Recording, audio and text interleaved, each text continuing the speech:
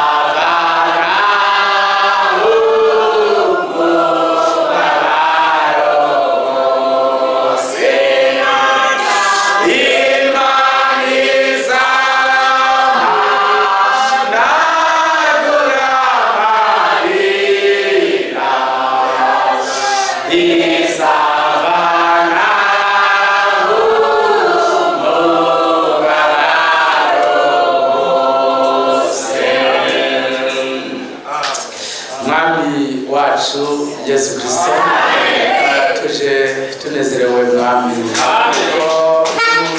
w'intsinzi umunsi wa gatatu wazutse uzukana intsinzi cyari igitondo nk'iki aho abasere bari baje kukurondera basanga wazutse murondera umuntu muzima ahantu abapfuye natwe tuje guhimbaza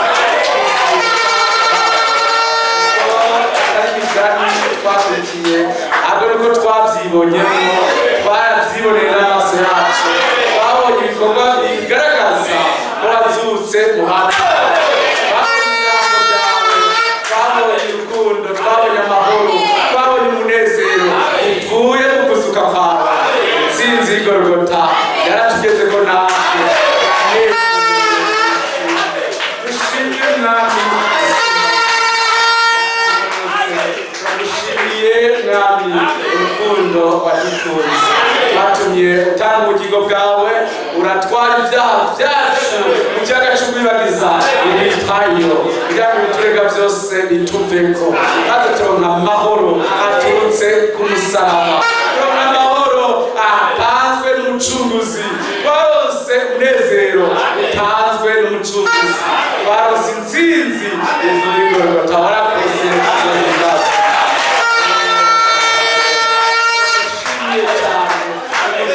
waduhaye de benediction waduhaye mwami imigisha isumba indi migisha yo kwizera ijambo ryawe warakoze nuhabukira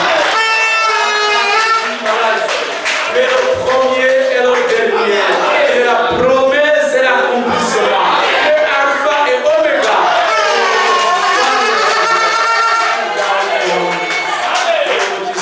mwami gutukorana imbere yawe wo kuzoza kugusanganira mwami harira abacumuye akongeshe amaraso yawe baseza ku bwacu ingeso mbi zacu zose zituvaneko ure ingeso zawe nziza tweze ivyiyumviro bibi tweze gutahura kubi byose bituvaneko twejesheje ukuri kw'ijambo ryawe mukiza ntemu yera naze ategure umugeni wa Yesu Kristo agerere mu mitima yacu atwigishe kwitondera ibyo tugeze adutabuze ibyo tutaratahura aduteze intambwe y'ishagakiza aturongore gushika mu kuri kose maze ubwiza bw'Imana buboneke hano abaje barwaye bakire n'abasumba byose abafise ubumuga buheye abazimiye bazimurukire abakuye bavyuke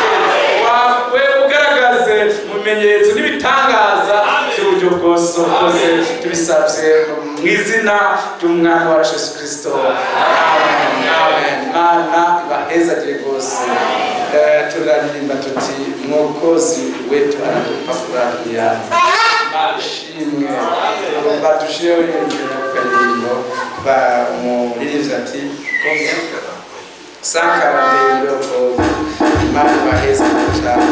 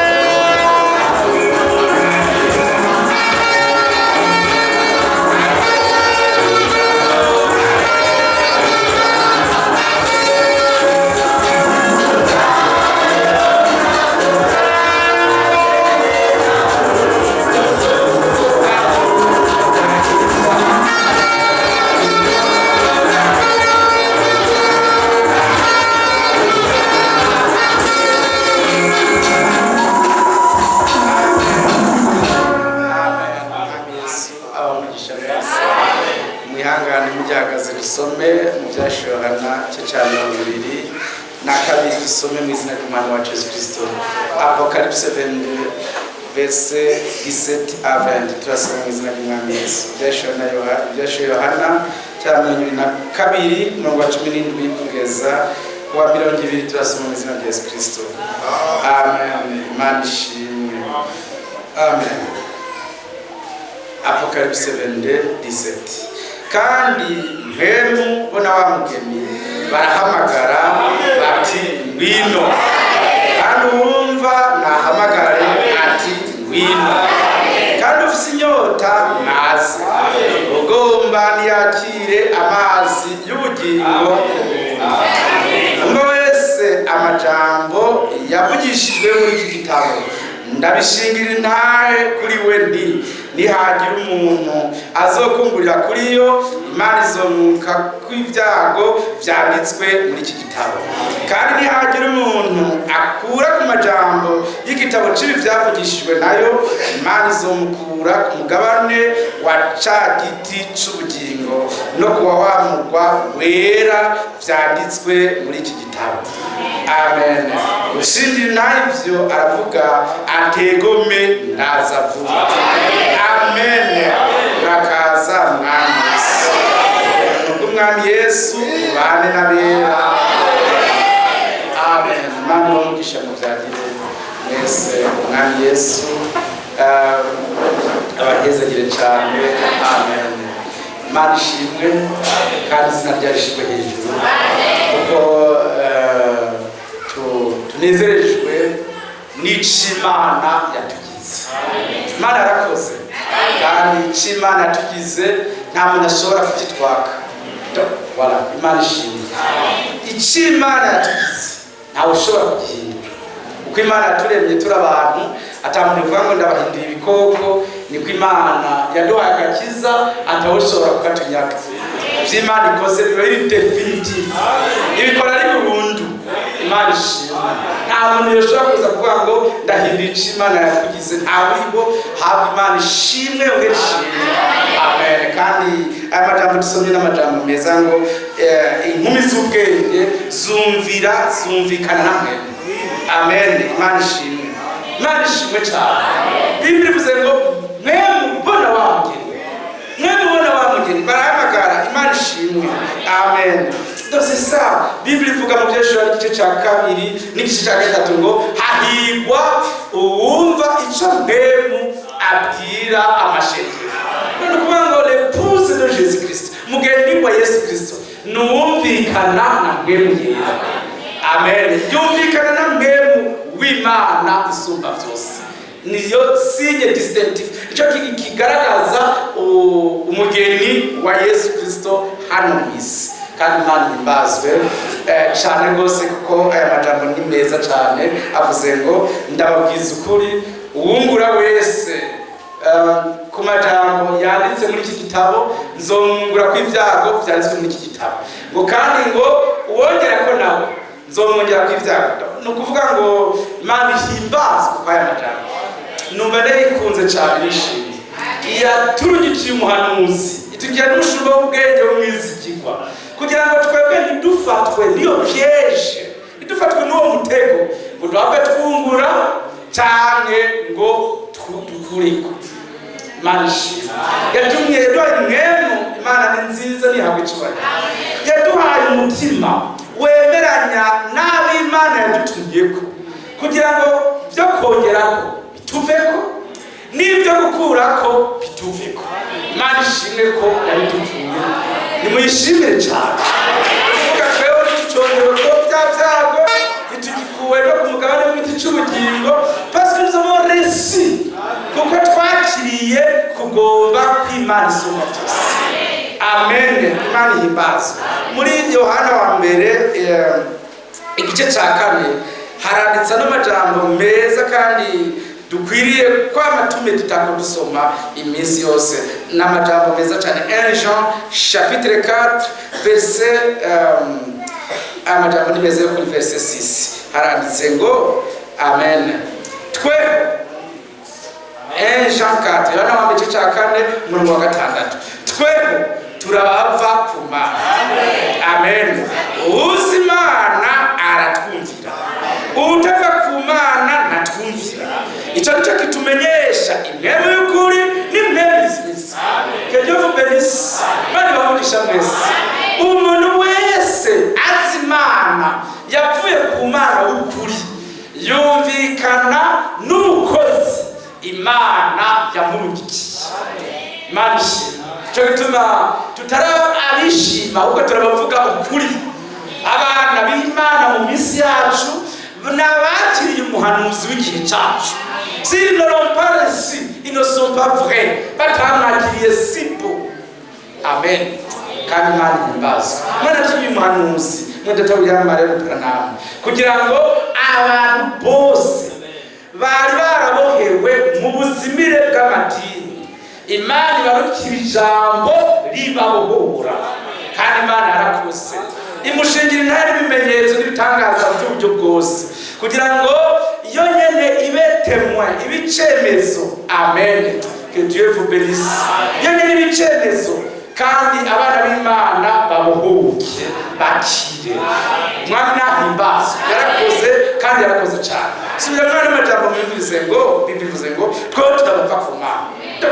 Abantu babaye mandate batumwe n'Imana isumba byose. Umuntu wese niyumve mu mutima kw'ivyo bigishije atavyumvisishije gusa, atavyumvise gusa, ahubwo Bibiliya ivuga muri Matthieu 7, muri Matthieu chapitre 7, ano majambo meza. Matthieu chapitre 7, ahubwo ntiyavyumvishije gusa, mais il fait la volonté de Dieu. Imana ishimwe. Matthieu 7, Matthieu chapitre 7 verset 21.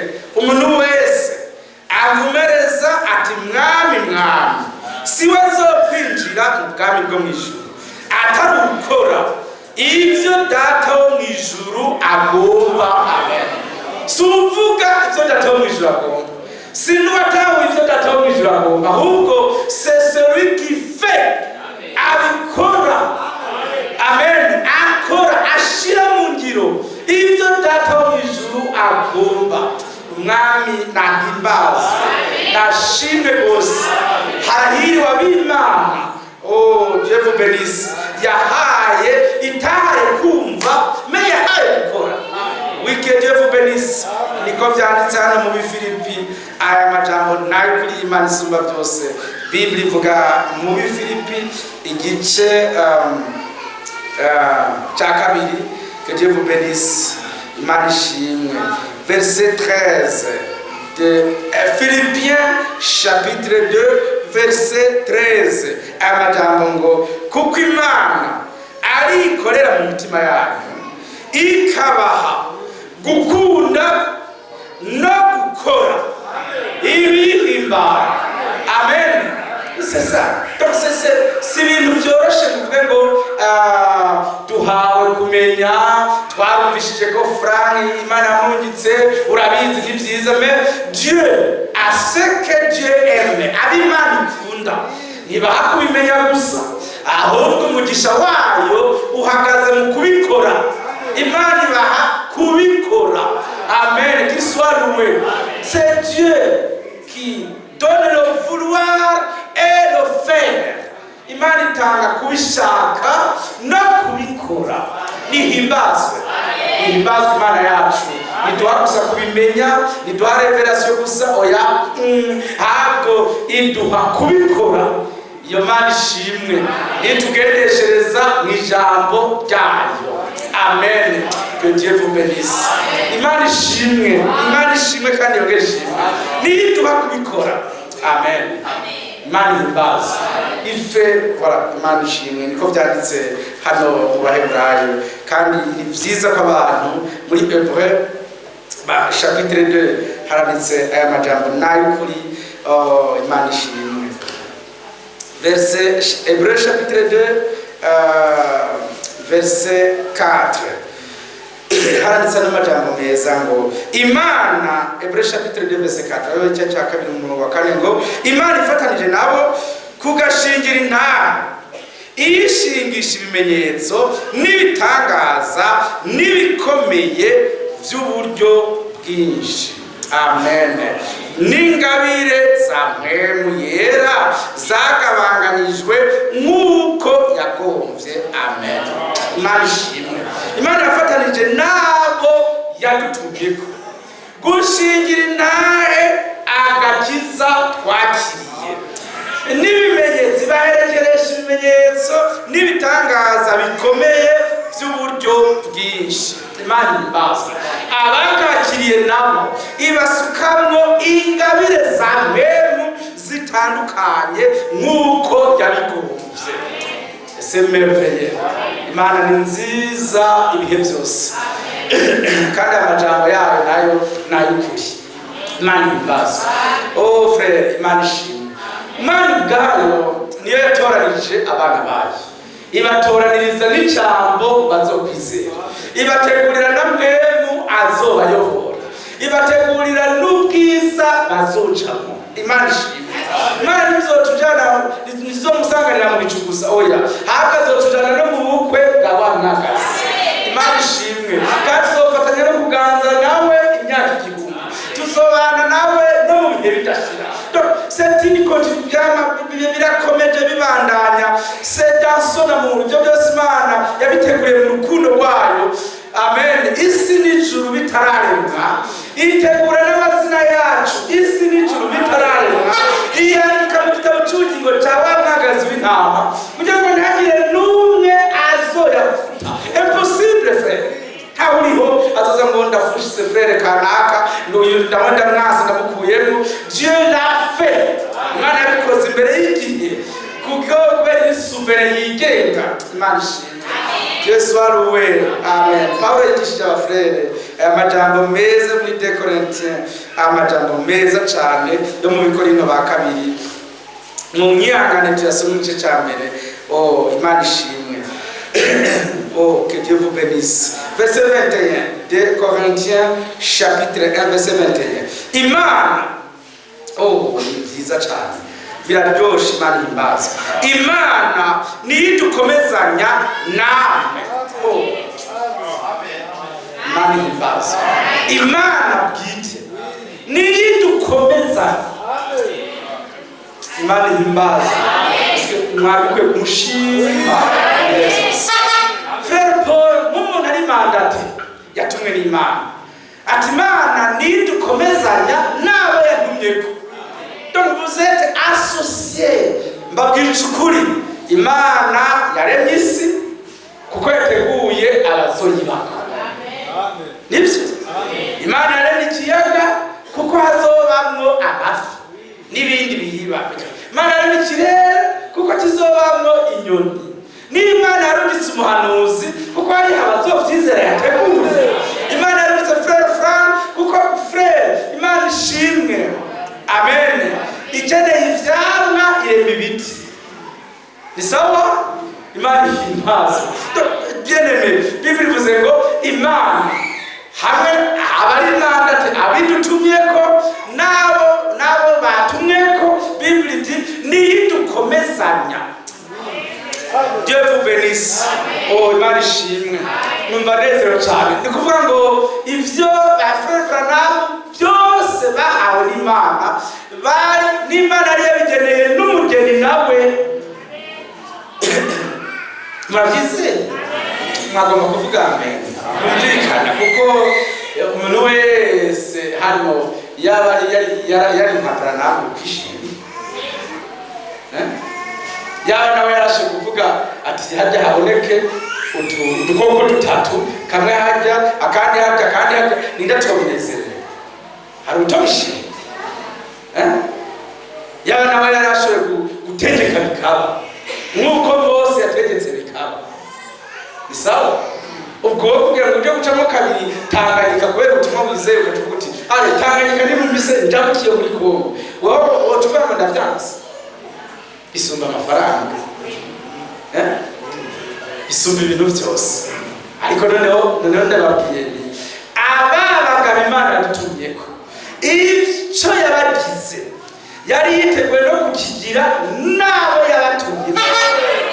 Nange nimwavuga amen, muzoyivuga ryari. Imana nidukomezanya namwe. Imana ishimwe. Bibiliya ivuze ngo Imana niyo idukomezanya namwe muri Kristo, kandi niyo yaturobanuje amavuta, kandi niyo yadushize ku ikimenyetso, itugwatiriza mpemu wayo mu mitima yacu. Amen. Yesu aruwe mw'amahimbazwa, Imana ishimwe. Ese merveille frère, ko Imana yaradutoranije ikatwizeza ibyo tuzohabwa kubera yatucunguye, yatanze ubugingo bwiwe ku bwacu. Arabambwa aravuga ati abo naguze, c'est que j'ai racheté, abo nacunguye ndabashize ku ikimenyetso kugira ntagire na hamwe bazonzibira. Somsele dushizeho ikimenyetso n'Imana isibo byose kugira ngo uzobuhagaze, Imana izikubone atari yije kukwica. Mbese murabinezerwa? C'est vraiment merveilleux. Ndasabye mu byumve neza. Umuntu yotunga nk'intama 5,000, ubundi agaca atunga 7,000, ubundi agaca atunga intama 1,000,000, hanyuma agaca avuga ati tuzoziragirira hamwe. Nuko hari ziriko zirasinzira nicyo kibazo. Akavuga tuzoziragirira hamwe. Bien. Alors, hanyuma izanje nozishira ku parade. Nizi wakazishira ko nka numero 5.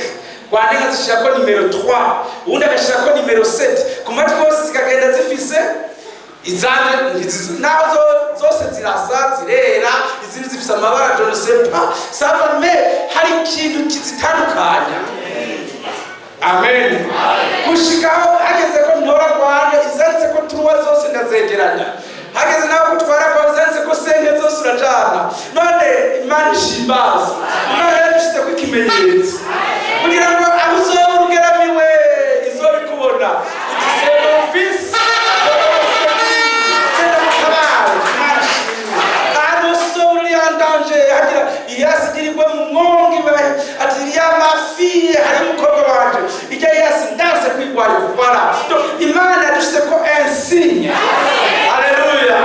Abizi n'abataye abafrere mu muriro kandi babatayo bari ikimenyetso cyayo. Imana ubwayo yashize ubwo bariko sinye.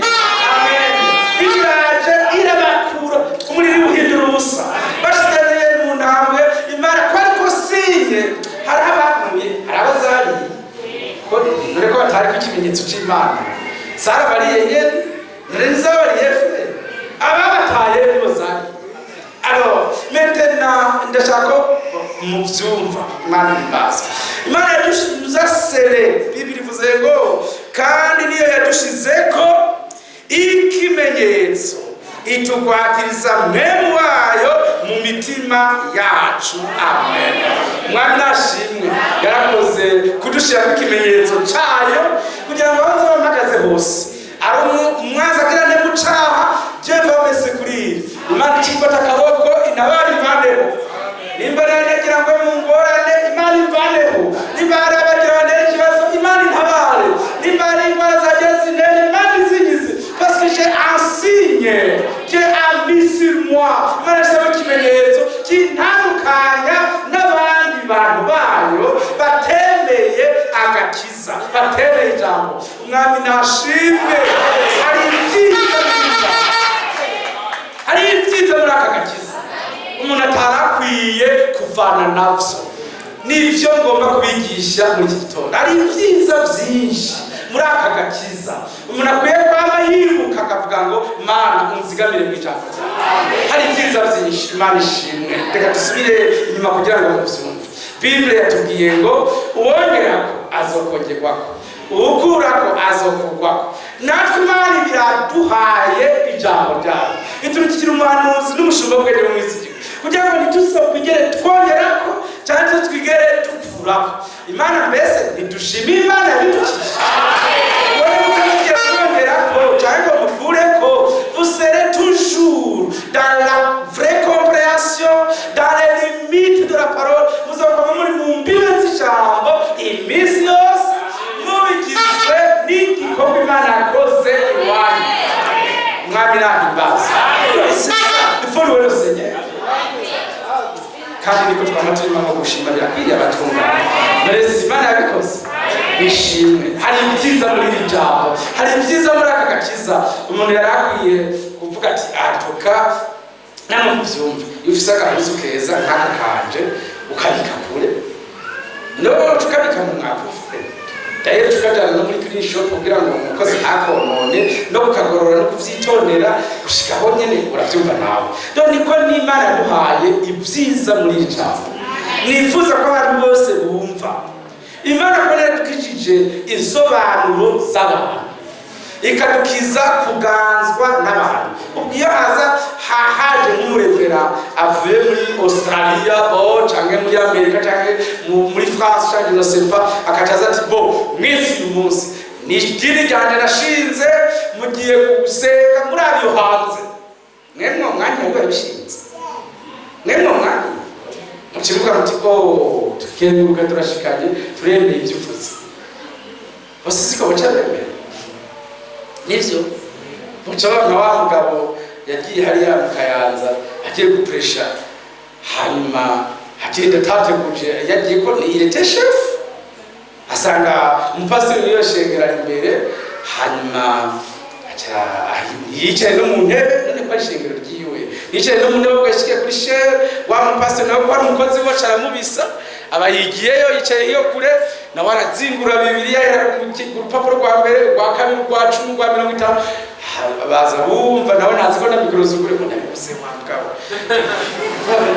hanyuma abantu wimviye predication batangize ngo nabise wamba baba baratashe mwari muyo shengero ntari kuhaje mukuru yashitse none habaye ugese none mwe mwumva ko ari ngoro umwami ko yaradukijije nahimbaza ari ibyiza muri iri jambo twahawe n'Imana isumba byose.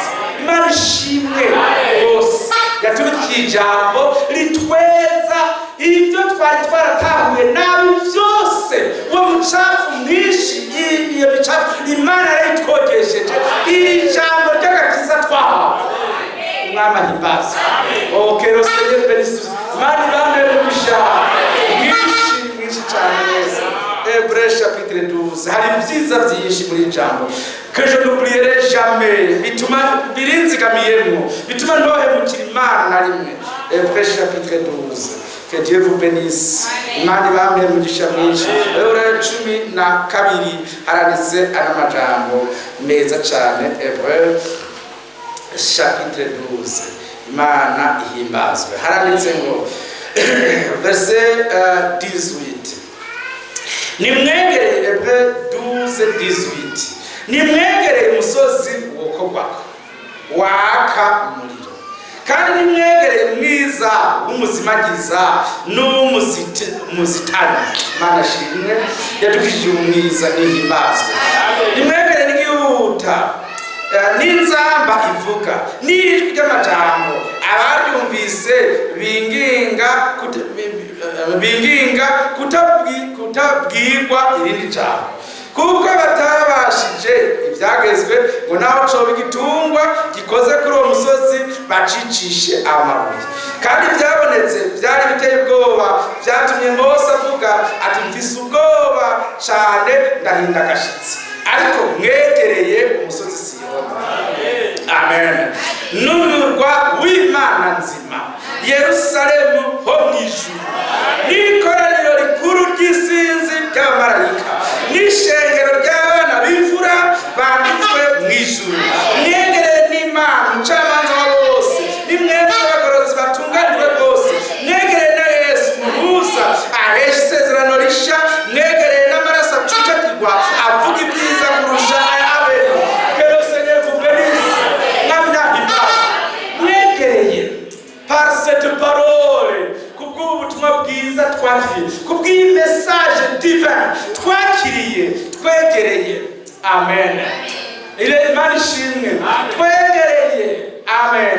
Ishengero ry'abana b'imfura amazina yabo yanditswe mw'ijuru. Natwe Imana ihimbazwe. Dieu nous a révélé. Imana ishimwe. Imana yadutahuje ko amazina yacu yanditswe mw'ijuru. Abakirira ijambo bose amazina yacu yanditswe mbinguni. Que Dieu vous bénisse. Abagatolika ni Vatikani no mu paruwasi nimwe nicete cy'ibatisimu ayaba poroti yanditse mu ishengero iwabo iwacu nk'abo twandika kuko Imana yatwanditse. Amazina yabo yanditswe. Mwegere n'abana b'imfura amazina yabo yanditswe. Écoutez frère encore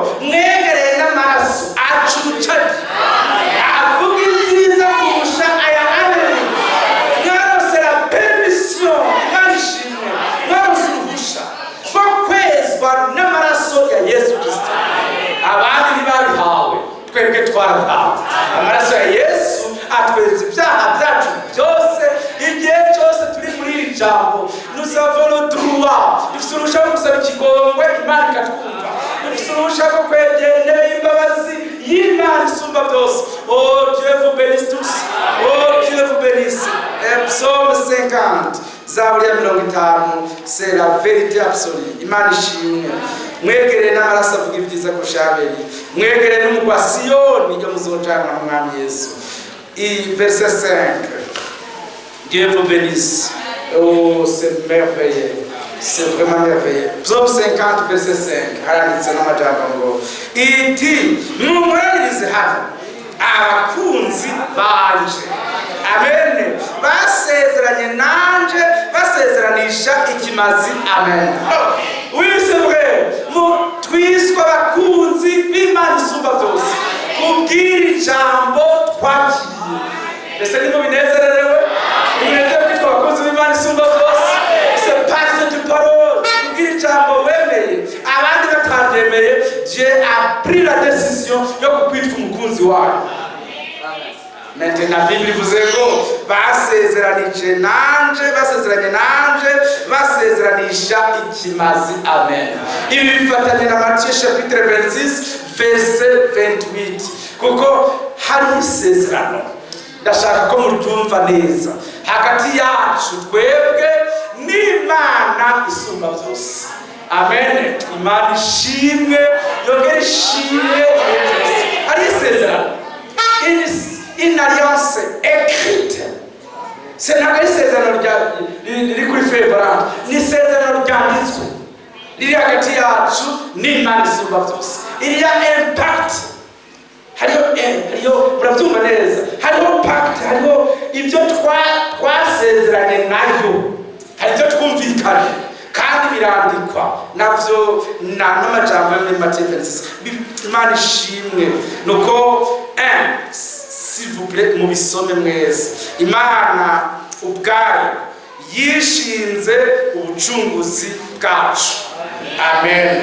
Natwe twishinga kuba abana bayo no kuyumvira muri byose no kuyisenga. Imana ishimwe. Ntagira tuzosenga, ntagira tuzokurikira atari jambo ryayo. Nayo yishinga ubucunguzi bwacu no kutuyobora gushika kwihereza no kutubera umwungere azoturagira. Imana ni nziza, ishimwe cyane. Hari byiza muri iri jambo. Matthieu chapitre 26 verset 27, yari igikombe agishimira Imana arakibaha ati nimukinywereko mwese kuko ikara amaraso yanje y'isezerano aviriye benshi ngo baharigwe ibyaha. Amen. Oh, Imana ihimbazwe. Hari isezerano twasezeranye hagati ya se n'abana, hagati y'umuvyeyi n'abana. Nuko yashesha amaraso ku bwacu kugira ngo duharigwe ibyaha byacu.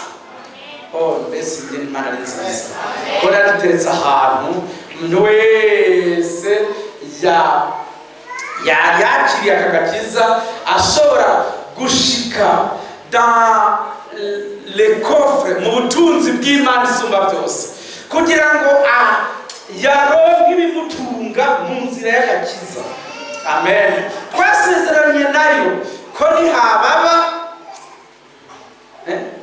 Yesu isezerano ryiza nk'udusezeranye n'abanyamerika ati twebwe abarundi nihababa muzodutabara. N'amasezerano meza. Mwonye dutewe gusa muzokimuza mudutabara. Natwe tubahaye ubutare bwa Nikera gusa tugasezerana nk'intati mugabo intambara ikatubera twe tuzokwiraramira mu Rwanda mudutabara. Uko niko hari amasezerano hagati yacu nayo. Tini ibihugu byose ni haba ambrazema, isi yose turimo n'umuriro. Senyeri uzotuza kudutora, uzodusahura cyane wawe. Natwe ibintu duhaye tuzobigumamo, tuzobigira.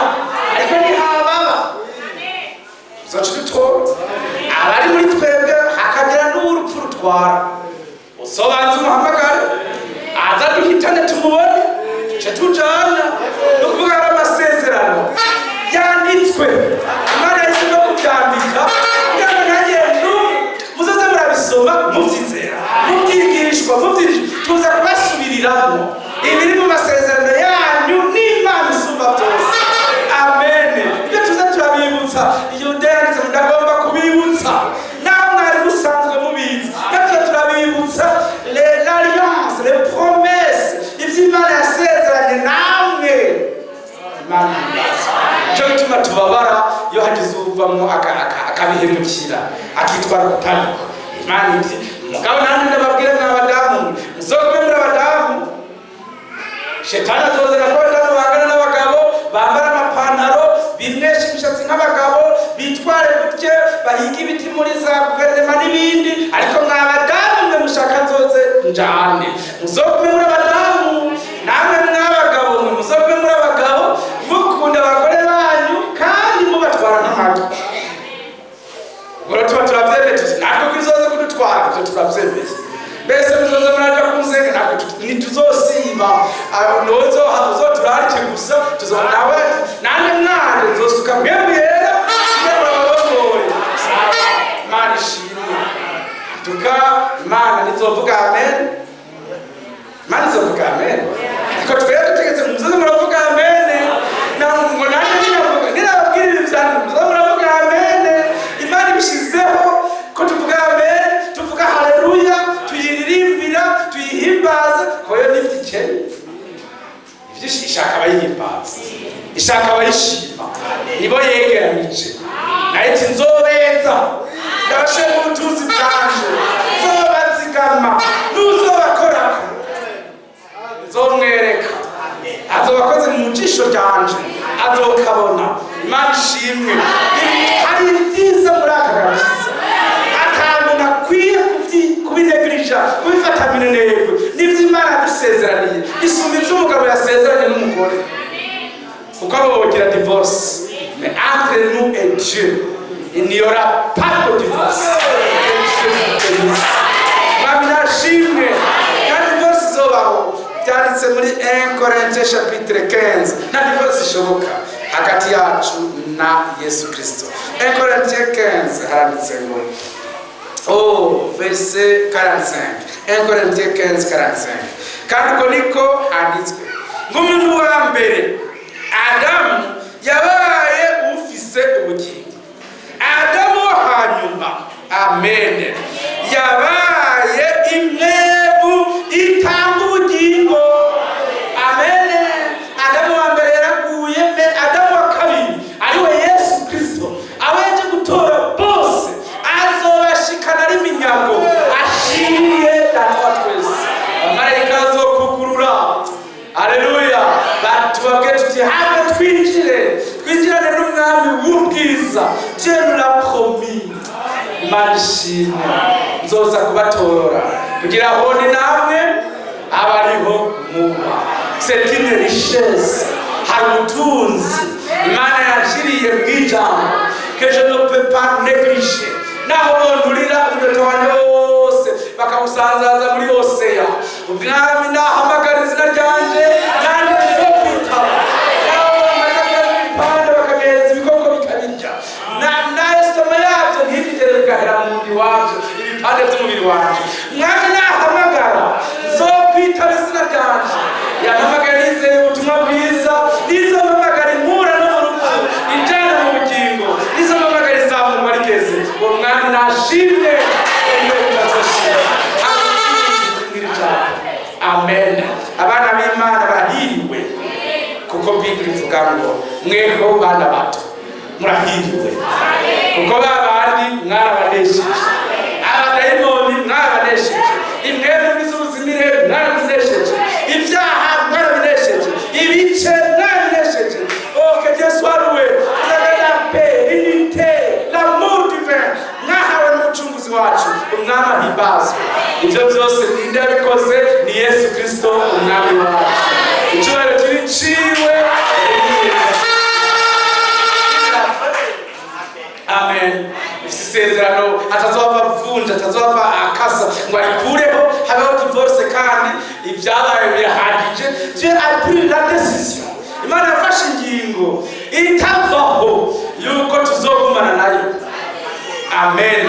Ushikaje kudutora akatujana iwe. Eshele nazoguma badaraye muri salon ngo baza kunsanga. Oya, Bible tubwira ngo azovye yicaye agaruke aze, il reviendra. Amen. Abafere bababwiye ngo nimwitahire uko mubonye agiye niko muzomubona agarutse, azohagarara mu bicu aje kudusanganira. Natwe tuzoba turi ba nyakubahwa icyo gihe, l'épouse de Jésus Christ, umugeni wa Yesu Kristo aje gutambukana. Zimwe tuzotambuka rero mu kirere ingene bahagenda sinabimenya, ariko nzobimenya ndahashitse. Tuzotambukana nawe, umukwe n'umugeni bagiye mu bukwe bwa wa mwagazi w'intama. Tuzogenda turi avec un cortège d'anges. Amen. Imana ishimwe. Twinjirane mu bukwe, twicare ku ntebe z'icubahiro. Bibiliya ivuga ngo tuzicarana nawe ku ntebe yiwe y'ubwami. Imana ishimwe. Icyo gihe rero azobanza twakire, aduhanagure amosozi yose twarize, aturuhure indugumba yose twagize, ubutame bwose ingene twakoreye umwami Yesu mu gakengerwe no mu ngorane, ibintu byose twaciyemo azobitwibagiza. On ne s'en souviendra jamais. Ntituzigere tuvyibuka na rimwe. Mwami nashimwe ibihe bitazoshira. Yesu benisi mwabuke tumushime umwami wacu. Cyubahiro cy'Imana yacu bitazoshira. Amen. Imana ishimwe, niyogere ishimwe ibihe bitazoshira. Amen. Amen. Imana ibahezagire rwose mwese, ibahe kubona ibyiza tubikiwe muri iri jambo ry'Imana isumba byose. Imana y'ukuri nukomeze kunyobora, uhora unjana mu nzira yawe itunganye. Amen. Amen.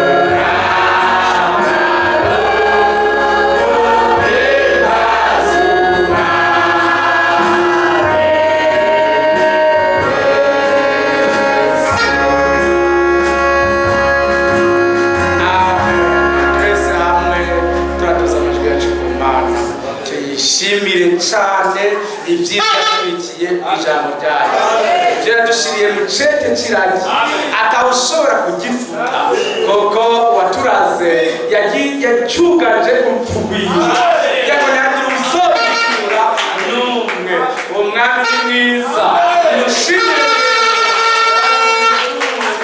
azoza abaha igihe cyose kigeze irehisha miséricorde qu'il soit loué yatugororotse kandi n'imbabazi ndagushimiye mwami ubuntu bwinshi n'imbabazi biri mu ijambo ryawe watubikiyemo mwami kandi uzogenda uduha uko ubukene bwacu buzoba buserutse niko uzogenda uburangiza uko umwanzi azoba aduteye niko uzogenda udutabara natwe wadusabye uzogenda twumvira ijambo ryawe turigenderemo mwami mwami urakoze wongeye kutwibutsa ubutunzi buri mu ijambo haleluya cyoro n'inganji byawe n'ibihe bitazosha abera bafungure amaso nk'uko buguruye ayage hasi akabona ingabo nyinshi zibakikije neza natwe twugurura amaso tubona ubutunzi budasanzwe tubikiwe ku Mana muri Kristo Yesu tubona umugabane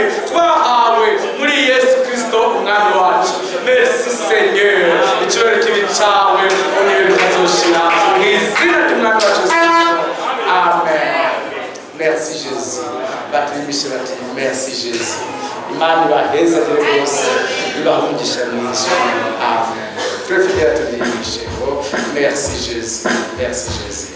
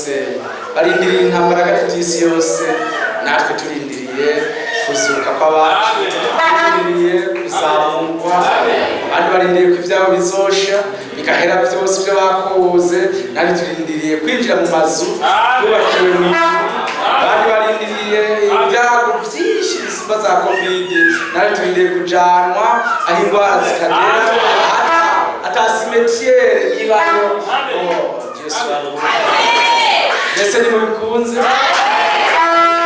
mbere Yesu agarutse adusengere magambo magufi merci Databarera Mana ny'icyubahiro turagukunda ubwatsi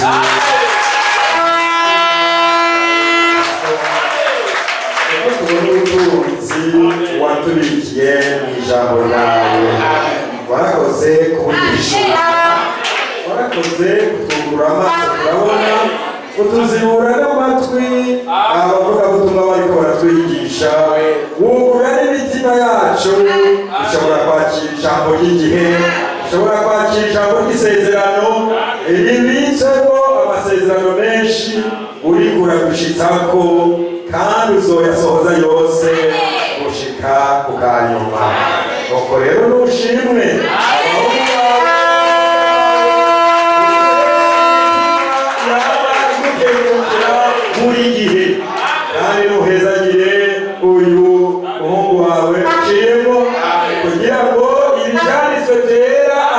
ate nawe nyene atwibutse ivyanditswe uceteshira nuve twese kubizigama tubigumemo n'umwete wose kuko tuzi nuko we wabitugeneye uwo kwizigirwa no kwizigirwa nuko rero turi abanezerewe n'ijwi ryawe ryavuze ngo ihindaza vuba twakubwiye rero tuti urakaza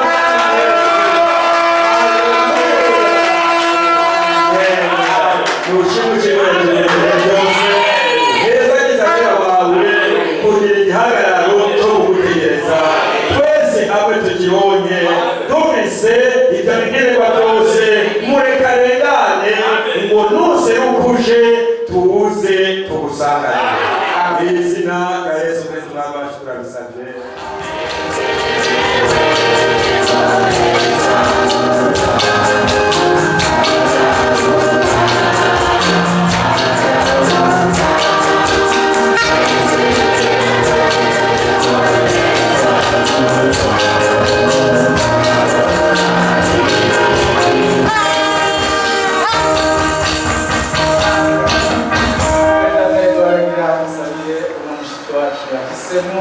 inzira y'agakiza dushobore kumvika amaso yacu n'abamenga harimo abakunda gukanwa cyane ariko ko tugiye kwirukana imwe n'undi muri uyu mushiki wacu turasabye ngo mubwirize mwese namukunda kuraba cyane umuhangane gakeyi umugeni n'utazawukarasenya twese duhumirize amaso yacu muzomukoze ntagire n'umwe ahura n'ikibazo cy'uko yagumye akarira murakoze kugira ngo nabwiye abumva. Amen. Data wa twese wo mu ijuru izina ryawe ryubahwe kandi turakubuza tugomba imitima yacu gukorera mu ijuru turagushimiye cyane ko ijambo ryawe ari ukuri kandi Imana z'amazima gusa ibyo yakoze ku mutima w'umushiki wacu ashobora gufata ingingo yo guhunga akaga iyi si y'abatizera igiye kubona ahungira kuri wewe kuko wavuze ngo barashize baremere muze kuri jendana kandi wavuze ngo uzokwizera akabatirizwa azokizwa none Imana z'amazima dusezeranye ingingo yafashe kandi umuhari ibyacu byose yagendeyemo atanga ubuzima bushasha mufate ukuboko umuyobore muri iyi nzira Imana z'amazima byose maze wa munsi twese turirengishwa cyinshi twese tuze tumubone tungane nawe tujana waduteguriye uzo mukozi wake ubwihana kwiwe umutima w'uwo arire kandi umutima wiwe uwakire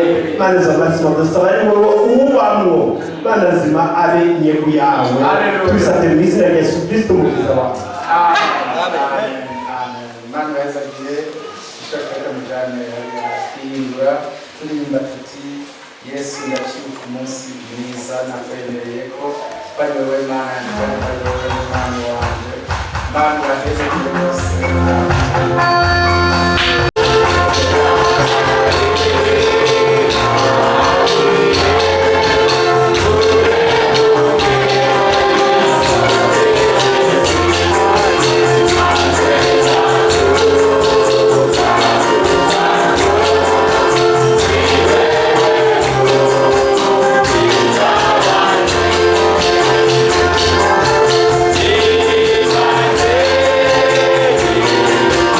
Yeah.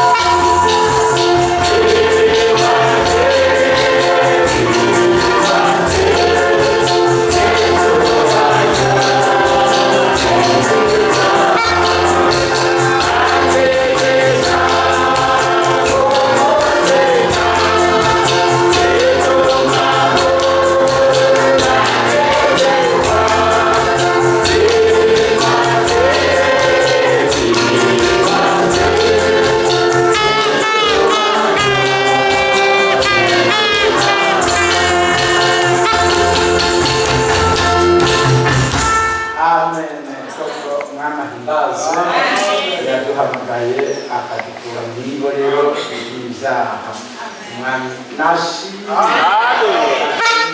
Amen. byose kandi Imana ni nziza turayishimiye cyane yarakoze yaduhaye ijambo ryayo kugira ngo ivaneho utwigoro twacu twese maze twumvire ibyo ivuze nayo iraheza ikore Imana ishimwe rwose kandi amajambo meza twumvise n'amajambo y'agaciro kuko ntabwo uzoshikanijwe ku bwigoro bwo gushimika kw'ibihugu ahubwo Imana yaravuze natwe twumvire ibyifuzo Imana ishimwe abantu bose kwishimira mu wacunguye Imana ikwiye gushimwa bose ko ibintu byiza tugiye gukorera ngo ntihabwe icyubahiro bitazoshyira kwishimira mu bantu bose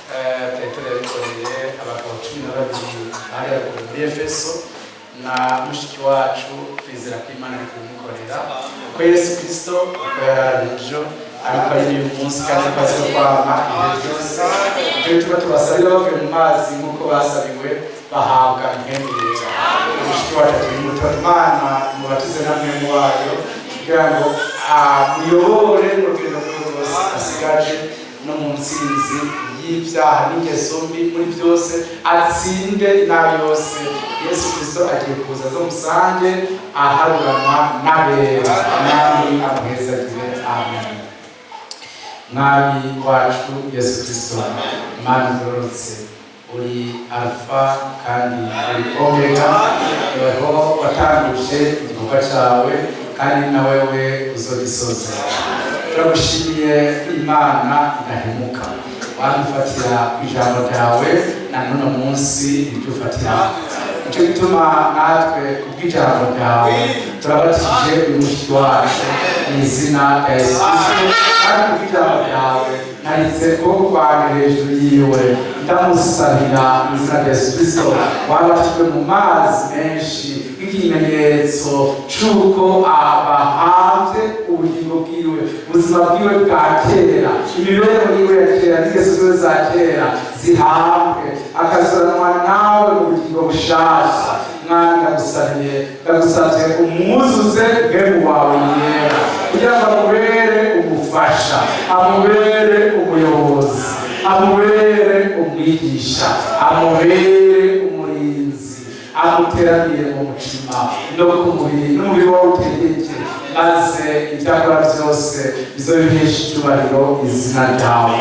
Yagize utwigoro twinshi ananirwa, akaba akoze ibihurire n'ijambo ryawe, mushoboze ubwiza mu izina rya Yesu Kristo, maze werekane ubutunzi bubitse mu ijambo ryawe, uzobukoze nawe.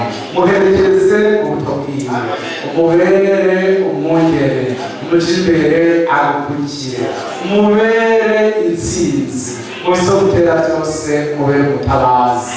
Ukuboko kwawe kw'inkomezi kwawe kumufashe akaboko nk'intama, Mwami usumba byose. Nta cyakunaniye, nta biri muri we byokunanira, byose bimukure mu bibi, umwuzuzemo ibyiza byawe. Nta kintu na kimwe mw'ijuru waratsinze, mw'isi uratsinda, n'ikuzimu uratsinda, natwe waratsinze. N'uyu mutsinde, umutsinde mu ngeso ziwe, umutsinde mu buzire bwose, umutsinde mu nyigisho zose, mufate mugakiza, umuce imbere uzobukoze. Data wera, uramuhe umwete wo kumaza kumva ijambo ryawe, uramuhe kubigisha hari ubuzima, azakwegere benshi kugakiza, uramuhe iherezo ryiza, aho tuzamurirwa nawe azagusanganiye hamwe n'abera bose. Uramugisha mu buryo bw'umubiri, mu byo akora no mu byo arimo byose, no mu buryo bw'umutima. Uramubera umwigisha, umwungere ubwenge watahure ibyanditswe. Uramubera umuco wo kumumurikira mw'ijoro no kumuranga. Uramucira inzira yawe Mwami, wamwuzuza n'urukundo rwawe rwo gukunda ijambo ryawe no gukunda abera no kugukunda ubwawe. Uramuhe kwikorera umusaraba wiwe anezerewe, uramufata akaboko. Abademo ntibazobora kumutera, ariko uramukingire kuko bamukingira abana bawe bose.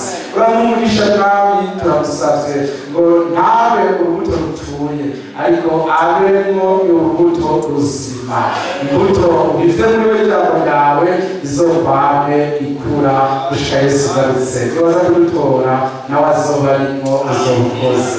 Urakoze, uzomuhe urugendo rwiza rwo mu gakiza, azagira ibihe byiza mu Mwami Yesu, agendaho n'intsinzi yawe mu bigeragezo no mu bitera byose. Tubisabye mu izina ryawe rya Yesu Kristo, amen. Amen. Amen.